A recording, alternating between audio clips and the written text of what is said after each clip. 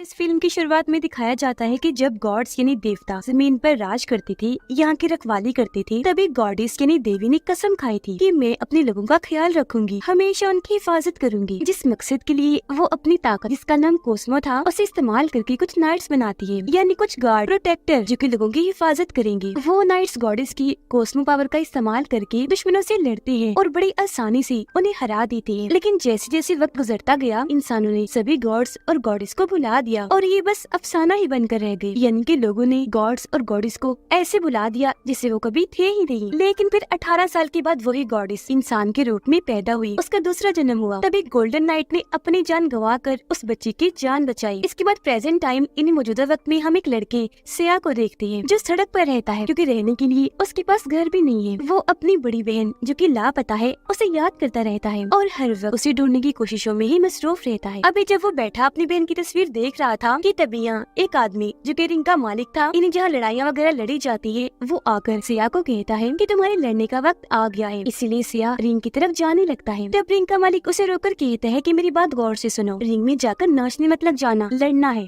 और खूब लड़ना है। मुझे कोई शिकायत नहीं मिलनी चाहिए क्योंकि जो तुम्हारे मुकाबले में लड़ने आ रहा है वो बहुत बहादुर है, ताकतवर है और इस लड़ाई की कोई असूल नहीं है। ये तब तक चलती रहती है जब तक कि आखिर में कोई हार नहीं मान लेता। लड़ाई में आखिर में जो कोई भी हारेगा उसका लड़ना हमेशा के लिए इस रिंग से बंद हो जाएगा। अब सिया और वो ताकतवर आदमी लड़ने के लिए एक दूसरे के आमने सामने आ जाते हैं, लेकिन वो दूसरा तो लड़ने के लिए इतना पुरजोश था कि वो हाथ से धकेल कर रेफरी को ही गिरा देता है, जिसके बाद ये दोनों लड़ने लगे। यह सिया ठीक से लड़ ही नहीं रहा था, वो तो उसके मुक्कों और किक्स जब वो टांगों से मार रहा था उसे बस रोकने में लगा था। जैसे कि दूसरा आदमी ऊपर चढ़ के जैसे उसे मारने लगा, सिया पीछे हट गया। फिर जब सिया नीचे गिरा तो वो दूसरा इंसान बार बार उस पर किक्स कर रहा था, जिससे आसानी सिया बच रहा था। ये देखकर रिंग के मालिक को सिया पर बहुत गुस्सा आया, इसीलिए वो खुद रिंग में आकर घूमता है और काफी ऊपर जाकर दूसरे इंसान को एक जोरदार किक मारता है, जिससे वो दूर जाके गिरता है। और अब बारी थी सिया की। उसे देखकर सिया पीछे हटने लगता है। तब रिंग का मालिक उसे पकड़कर गर्दन पर कई बार मुक्के मारता है, फिर उठकर जोरदार किक मारता है, जिससे सिया दूर जाके गिरता है। अब सिया जैसे उस पर वार करने आया, रिंग के मालिक ने उसे बच्चों की तरह पकड़ के दूर उठा के मारा। उसे इस तरह मार कर रिंग का मालिक सजा दे रहा था कि तुमने अपने बॉस की बात नहीं मानी, हालांकि मैंने तुम्हें लड़ने को कहा था। फिर जाली के साथ लगाकर उसे बार बार मुक्के मारता है, कहने लगा सिया लड़ो मुझसे, लड़ो, मैंने तुम्हें कहा था कि उससे लड़ना है पर तुम नहीं लड़े, तो अब लड़ो, यहाँ मुझसे लड़ो। लेकिन सिया में इतनी हिम्मत नहीं थी कि वो लड़ पाता क्योंकि जख्मी हो गया था। इसे देखकर वहाँ के लोग रिंग के मालिक के लिए नारे लगाने लगते हैं। अब सिया यहाँ होश में आने की कोशिश करने लगा, जहाँ तभी उसे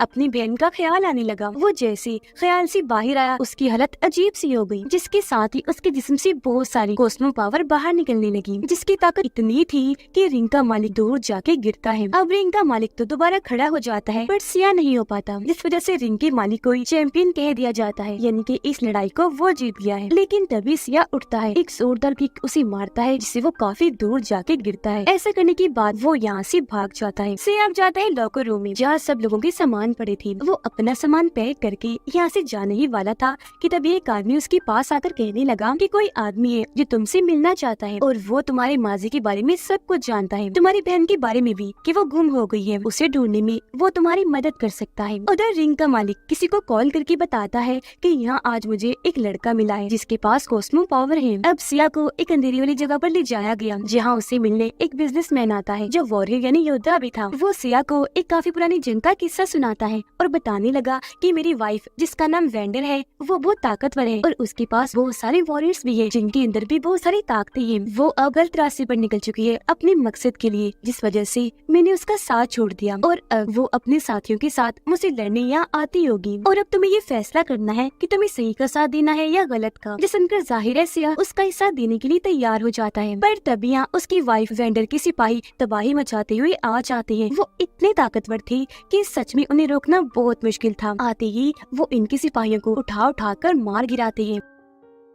हालांकि ये लोग भी उनका सामना करते हैं, उन्हें रोकने की कोशिश की जाती है, पर वो बहुत ताकतवर थी। सब सिपाहियों को ढेर करने के बाद अब वो सिया और उस वॉरियर वेंडर के हस्बैंड के पीछे पड़ जाते हैं। तो वो दोनों जल्दी से अपनी जान बचाने के लिए वहाँ से भाग गई। वेंडर के सिपाही उनका पीछा कर रहे थे, लेकिन तभी सामने से एक आदमी जो पायलट था वो आकर इनकी जान बचाता है। जो सिपाही इनके पीछे पड़े थे वो उनको शूट करके इन्हें गाड़ी में बैठा लेता है और ये लोग यहाँ से निकलने लगते हैं। अब इन्हें लग रहा था कि हम बच गए, लेकिन दुश्मन अभी भी इनके पीछे पड़े हुए थे। इन पर लगातार बॉम्ब गोलीबारी की जा रही थी। लेकिन जब इनसे कुछ नहीं होता तो इन लोगों पर मिसाइल्स का हमला किया जाता है इनको रोकने के लिए, ताकि सिया को पकड़ा जा सके, क्योंकि इन दुश्मन लोगों का टारगेट वही था। उसे पकड़ने की वजह ये थी कि उस दिन कॉस्मो पावर को उसके अंदर से निकलते देखा गया। अब ये लोग बचते बचाते एक सुरंग में आ जाते हैं, जहाँ जाने से रोकने के लिए भी इन पर गोलीबारी की जाती है। बड़े से मिसाइल से हमला किया जाता है, लेकिन ये जैसी तैसी वहाँ से बच निकलते हैं। अब सिया को कुछ समझ नहीं आ रही थी कि यहाँ क्या हो रहा है। उसे जानना था, इसीलिए वो इस बारे में वेंडर के हस्बैंड से पूछता है। तो वो अपने पायलट साथी को कहता है कि इस लड़के को बेहोश कर दो। जैसे सिया को बेहोश किया जाता है, उसे ख्याल आया जिसमें वो अपनी बहन को देखता है कि जब सिया छोटा बच्चा था तब उसकी बहन उसे अलमारी में छुपा रही होती है और उसे कहती है कि कुछ भी हो जाए यहाँ से बाहर मत निकलना। वो जैसे अलमारी का दरवाजा बंद करने लगी, वहाँ धमाका हुआ और अलमारी का दरवाजा झटके से खुद ही बंद हो गया। जिसके बाद बहुत सारे सिपाही अंदर आए, उनके पास बहुत सारे बॉम्ब थे और वो सिया की बहन को पकड़कर अपने साथ ले जाते हैं। यहाँ सिया ने वेंडर को भी देख लिया था और अब उसे जैसे होश आई,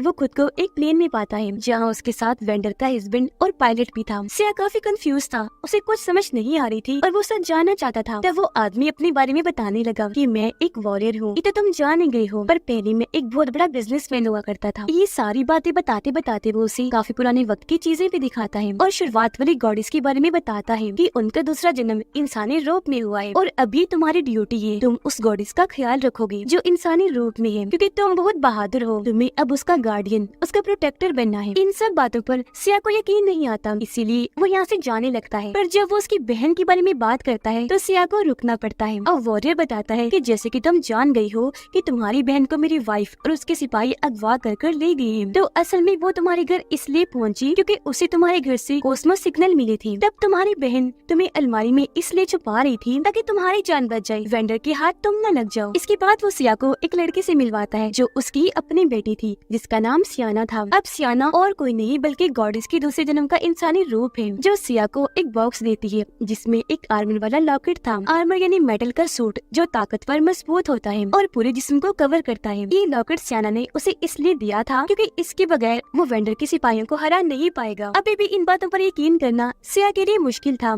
तो वॉरियर कहता है अच्छा चलो पहले खाना खा लेते हैं, जब हमारा दिमाग चलेगा तब हम आगे की डिस्कशन करेंगे। वेंडर अपने खास आदमी के साथ रिंग के मालिक के पास गई और उसे काफी डांटती है कि उस दिन तुम्हारी गलती की वजह से सिया वहाँ से भाग निकला, जरा सा भी तुम दिमाग से काम लेती तो आज वो हमारे पास होता। अब सियाना और उसके डैड यानी वॉरियर टेबल पर बैठकर खाना खा रहे थे। यहाँ सियाना सिया से काफी मुतासिर होती है कि ये कैसे पूरा चम्मच खाने का भर भर के खाता है, बहुत अच्छे से खाता है, जरा सा भी खाना जाया नहीं करता। जिस पर सिया कहता है कि हाँ ऐसा ही है, हम सड़क पर रहने वाले लोगों को जब भी खाना मिलता है तो हम ऐसे पेट भर के खाते हैं क्योंकि हमें नहीं पता होता कि अगली बार खाना कब मिलेगा। तब यहाँ पायलट आ गया जो वॉरियर को किसी काम से बाहर ले जाता है और सिया और सियाना बात करने लगती है। सिया उसे पूछता है हाँ बताओ तुम कैसा महसूस कर रही हो, क्योंकि तुम तो एक गॉडेस हो ना। इस पर वो कहती है कि नहीं फिलहाल मैं नहीं हूँ, लेकिन वक्त आने पर मैं गॉडेस बन जाऊंगी। मगर ये बात मुझे बहुत परेशान करती है। वो ये बातें बता ही रही थी कि तभी उसकी हालत खराब होने लगी क्योंकि उसकी पावर कंट्रोल से बाहर हो रही थी। उसके अंदर से भी पर्पल रंग की कॉस्मो पावर निकलने लगती है और आसपास का सब कुछ काला पड़ जाता है। वहाँ अंधेरा छा गया जिसमें इस तरह के बदलाव होने से सियाना को बहुत तकलीफ हो रही थी। इतनी देर में सियाना के डैड पायलट और कुछ सिपाही अंदर आए। सिपाही उसकी ताकत को बर्दाश्त नहीं कर पाए, दूर दूर जाके गिरते हैं।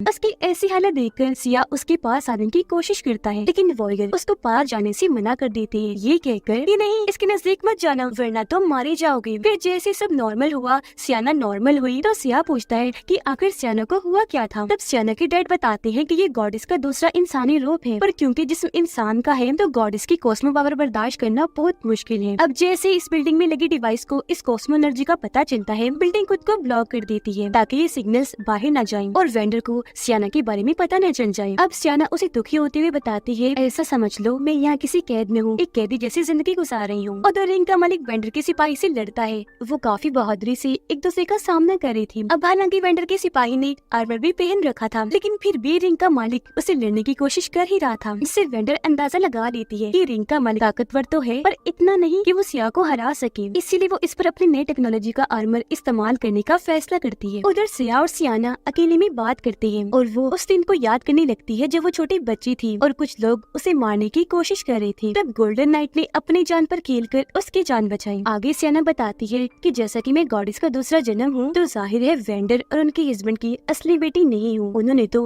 मुझे बस गोद लिया था, लेकिन जो मेरी मोम थी वो तो हर वक्त अपने मकसद को पाने के लिए अपनी टेक्नोलॉजी में लगी रही, जबकि उनके हस्बैंड ने सारी जिंदगी बाप बनकर मेरा ख्याल रखा। यह सिया बताता है कि मेरी बहन भी बहुत बहादुर है, वो हमेशा मेरा ख्याल रखती थी। इसके बाद ये दोनों अपने अपने ख्यालों के बारे में भी बात करते हैं जो इनको आया करती थी, जिसके बाद सिया फैसला करता है कि एक अच्छा नाइट बनने के लिए अब मैं सिल्वर नाइट से ट्रेनिंग लूंगा। इससे मैं अपने कॉस्मो पावर को भी समझ लूंगा और अपनी बहन को भी ढूंढ लूंगा। रात में वेंडर का खास आदमी उसे पूछता है कि आखिर आपने नई टेक्नोलॉजी का इस्तेमाल करने का फैसला क्यों किया, और वो भी रिंग के मालिक पर। तो वेंडर जवाब देती है कि हाँ, ये टेक्नोलॉजी इस्तेमाल करना जरूरी है, क्योंकि इसके बगैर हम सिया को न ढूंढ पाएंगे और न ही लड़ पाएंगे। इसी के जरिए हमें पता लग सकता है कि वो लोग कहाँ हैं, और क्योंकि ये काम रिस्की है इसलिए मैंने रिंग के मालिक को चुना। अगली सुबह सिया अपनी ट्रेनिंग के लिए निकलने वाला होता है, जहाँ सियाना उसे बहुत सारा खाना देती है। इस दौरान दोनों एक दूसरे को बड़े गौर से देखते हैं। ऐसा लग रहा था कि दोनों को प्यार हो गया है। तो जब सिया प्लेन में आकर बैठता है तो पायलट उसे समझाता है कि ज्यादा उम्मीदें मत लगाना, कुछ हासिल नहीं होगा, क्योंकि गॉडेस का कोई दोस्त नहीं होता, वो किसी से प्यार नहीं कर सकती। इससे सियाना के डैड को भी काफी हैरानी होती है, इसीलिए वो उसे पूछती है कि बेटा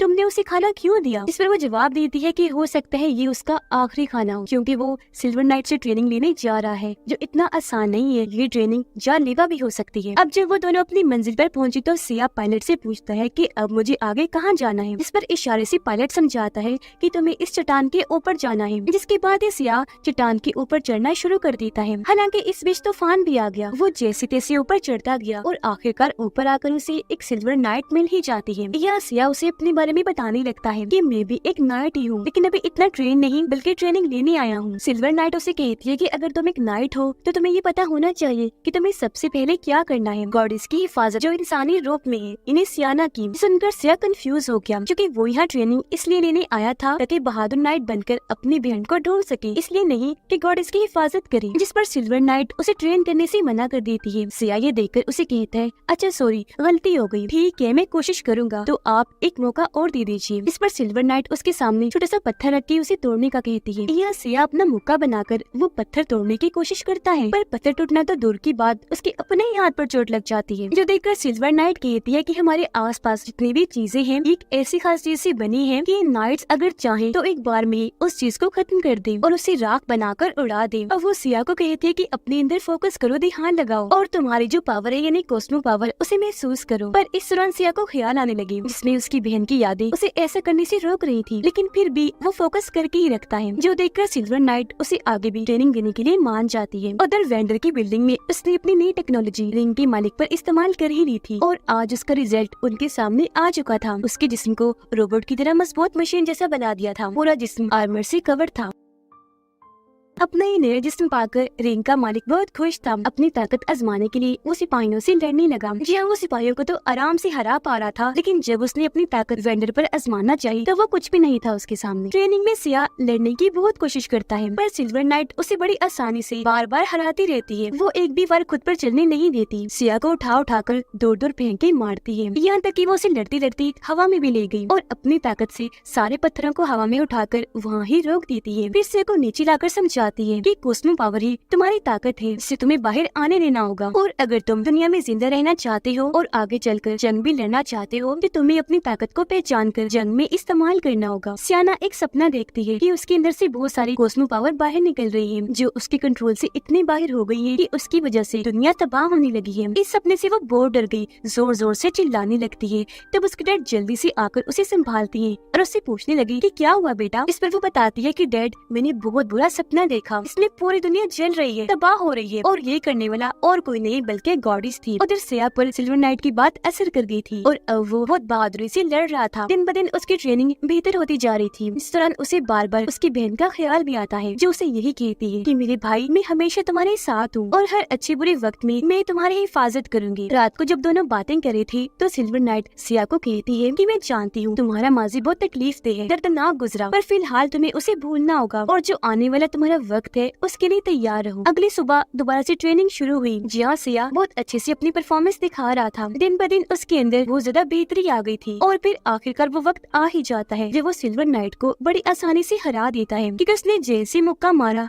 वो दूर जाके गिरती है, जिससे सिया को बहुत खुशी मिलती है। जिसके बाद वो पत्थर को भी एक ही झटके में बआसानी तोड़ देता है। अब हर रोज वो इतनी मेहनत करता है कि आखिरकार अपनी कॉस्मो पावर पर कंट्रोल हासिल कर ही लेता है। ऐसा होते ही वो अपने से भी बड़ा पत्थर सामने रख के जोरदार उस पर मुक्का मारता है, जिससे वो पत्थर भी झट से टूटकर खाक बन के उड़ जाता है। इसी के साथ उसका लॉकेट हवा में उड़कर बड़ा होना शुरू हो गया। वो फैलते फैलते बहुत बड़े साइज का बन जाता है और अब वो एक छोटी सी लॉकेट से बहुत बड़ा आर्मर बन गया था और सिया के जिस्म पर धीरे धीरे आने लगता है। इस दौरान कॉस्मो पावर भी उसके जिस्म से निकलने लगती है और अब यहाँ आखिरकार वो बहादुर सही मानों में नाइट बन ही जाता है। तभी अचानक उसके सर में जोरदार दर्द हुआ, जिसके साथ ही उसे ख्याल आने लगा। इसमें वो देखता है कि जब वेंडर ने मेरी बहन को अगवा किया उस वक्त वहाँ वेंडर के हस्बैंड यानी सियाना के डैड भी थे, जिससे वो समझ गया कि मेरी बहन की अगवा होने में वेंडर के हस्बैंड का भी हाथ है। इस वजह से उसे बहुत गुस्सा आने लगा, इसीलिए वो उनके घर जाने लगा ताकि जवाब पा सके कि आखिर उन्होंने ऐसा क्यों किया। वो जैसे अंदर गया, पायलट और पूरी आर्मी उसे रोकने की कोशिश में लग जाती है, पर तभी यहाँ सियाना आई जो उसका हाथ पकड़ के बाहर लाती है और बाइक पर बिठाकर कहीं दूर ले जाती है और वहाँ जाकर उसे बताती है कि आखिर हुआ क्या था। वो कहती है कि डैड ने जो भी किया वो तुम्हारी बहन की भलाई के लिए ही किया, क्योंकि उस वक्त तुम्हारी बहन बच्ची थी और वो अपनी कॉस्मो पावर को कंट्रोल नहीं कर पाती थी। फिर वो बताती है कि जब मैं बच्ची थी तो मेरे अंदर पावर्स एकदम फट के बाहर निकली, जिससे मेरी मोम वेंडर का एक हाथ तबाह हो गया। तब मेरे डैड ने गोल्डन आर्मर की टेक्नोलॉजी को इस्तेमाल करके उनके हाथ को ठीक किया, पर उसका एक बुरा असर हुआ। मेरी मोम को तब से ही जिंदा रहने के लिए कॉस्मो पावर की जरूरत पड़ती है, इसीलिए वो ऐसे बच्चों को तलाश करती है जिनके अंदर कॉस्मो ताकत पाई जाती है। मोम ने तुम्हारी बहन को अगवा कर तो लिया, लेकिन बाद में उन्हें पता चला कि असल में कॉस्मो पावर उसमें नहीं बल्कि तुम में है, तो तब से वो तुम्हारा पीछा भी कर रही है।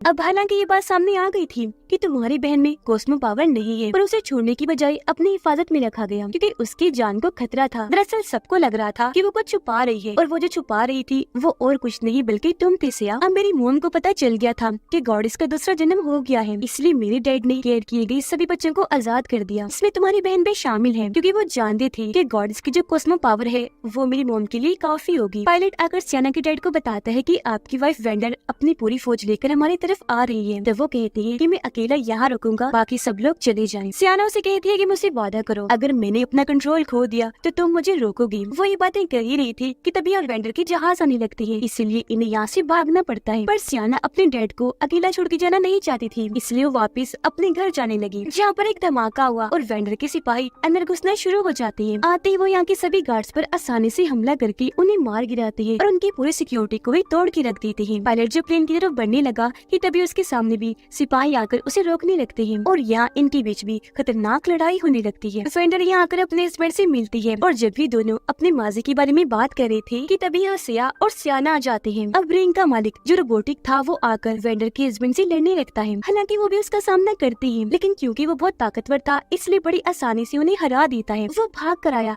हमला करने के लिए, पकड़कर बार बार दीवार पर देखकर मारता है, इससे वो वहीं गिरकर बेहोश हो जाती है। बाहर भी सिया और वेंडर के सिपाहियों के बीच लड़ाई छिड़ जाती है, जहाँ वो इन पर भारी वार कर रहा था। हवा में उठकर वो उनको जोरदार किक्स करता है, इससे वो वहीं ढेर हो जाती है। इतनी देर में रिंग का मालिक वहाँ आ जाता है सिया से लड़ने के लिए। इसे देखकर वो भी अपना आर्मर एक्टिवेट करने की कोशिश करता है ताकि आर्मर उसके जिस्म पर भी चढ़ जाए, लेकिन किसी वजह से फिलहाल वो एक्टिवेट नहीं हो पाता। पर फौरन आकर रिंग का मालिक उसे लड़ने लगता है। हालांकि सिया बगैर आर्मर की उसे लड़ने की कोशिश करता है, पर ज्यादा देर तक उसके सामने टिक नहीं पाता। पायलट भी सभी सिपाहियों को हराकर अपने प्लेन में आकर बैठ जाता है और फौरन यहाँ से निकल जाता है। वेंडर के हस्बैंड अपनी वाइफ को रोकने के लिए वहाँ बहुत सारे धमाके करती है, लेकिन कोई फायदा नहीं होता। यहाँ वहाँ हर तरफ तबाही तो मची, पर वेंडर को कुछ नहीं हुआ। जाहिर सी बात है वो बहुत ताकतवर थी। सिया भी दूर जाके गिरता है क्योंकि वो रिंग के मालिक से हार चुका था। अब जहाँ वेंडर के हस्बैंड ने धमाका किया था वहाँ बॉम्ब की वजह से उनकी मौत हो जाती है, जबकि सियाना को पकड़कर वो लोग अपने साथ ले जाते हैं। वेंडर जो कि उसकी मॉम थी उसे अपनी बिल्डिंग में ले आती है, पर जब सियाना को ये पता चलता है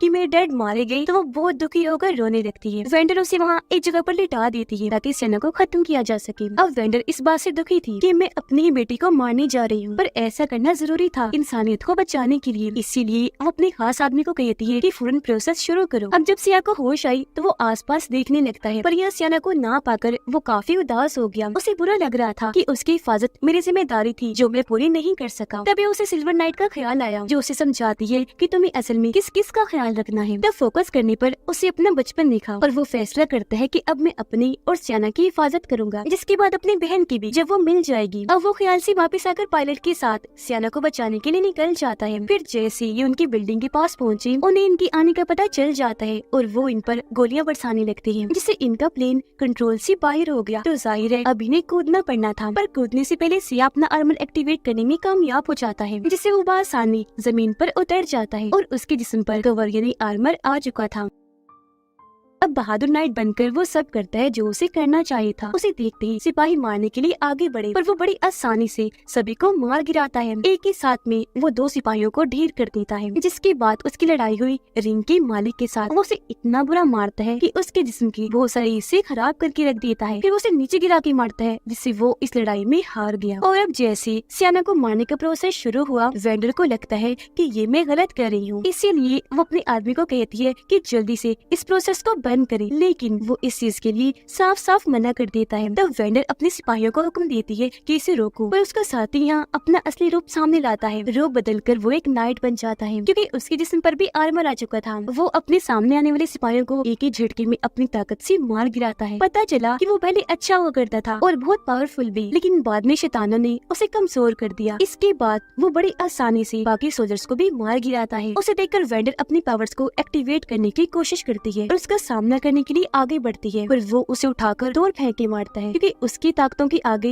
वेंडर कुछ भी नहीं थी और वो उसे आसानी से हरा देता है। वो अपनी खतरनाक ताकतों से वेंडर को खत्म कर ही देता कि तभी यहाँ सिया आकर उसे मारकर ऐसा करने से रोक देता है, जिसके बाद इन दोनों की जबरदस्त लड़ाई छिड़ जाती है और अभी लड़ते लड़ते बिल्डिंग की छत पर आ गई। दोनों के जिस्मों से कॉस्मो पावर निकल रही थी और एक दूसरे को बराबर की टक्कर दे रही थी। जोरदार बार बार वार किया जा रहा था। वो इतनी ताकतवर थे कि आसपास की बिल्डिंग्स उनकी वार से टूटती जा रही थी। ये दोनों एक दूसरे को किक्स मार रही थी, हवा में उड़कर वापस आकर जोरदार वार कर रही थी और एक दूसरे को जबरदस्त टक्कर देती है। इनके ऐसे जोर से लड़ने की वजह से वहाँ धमाका भी हो जाता है। इससे इन दोनों को तो कुछ नहीं होता, पर वहाँ तबाही मच गई। उधर वेंडर उठी और अपनी बची हुई पावर्स का इस्तेमाल करके इस प्रोसेस को बंद कर देती है। जहाँ इसी बीच सियाना भी अपनी जगह से उठकर खड़ी हुई। वो हवा में तैर रही थी क्योंकि उसके जिस्म से गॉडेस बाहर आ रही थी। ये देखकर एक नाइट उसे रोकने की कोशिश करता है, लेकिन वो उसे उठाकर काफी दूर फेंक के मारती है। अपनी ताकतों से सियाना सिया से राब्ता करती है और उसे उसका वादा याद करवाती है कि जब उसने कहा था चाहे कुछ भी हो जाए, लेकिन अगर वो कंट्रोल से बाहर हो गई तो सिया आकर उसे रोकेगा। तब सिया वहाँ आकर बड़ी हिम्मत करके उसके पास जाता है, कहने लगा कि अगर हम चाहें तो अपनी किस्मत खुद बदल सकते हैं। ये सुनने के बाद सियाना जज्बाती होकर रोने लगी। किसी तरह खुद पर काबू पा लेती है और गॉडेस को बाहर आने से रोक लेती है। फिर जैसे सब नॉर्मल हुआ, आसपास का सब कुछ तबाह हो चुका था। यहाँ सियाना को गोद में लेकर होश में आने में मदद करता है। अब सियाना होश में आने के बाद अपनी मोम वेंडर से मिलने जाती है, जहाँ वेंडर उससे माफी मांगती है कि मेरी बेटी मुझे माफ कर देना, मैंने तुम पर भरोसा नहीं किया। सियाना अपनी मोम को माफ कर देती है और अपनी ताकतों से अपनी मोम का हाल बिल्कुल ठीक कर देती है। मतलब अब उसकी मोम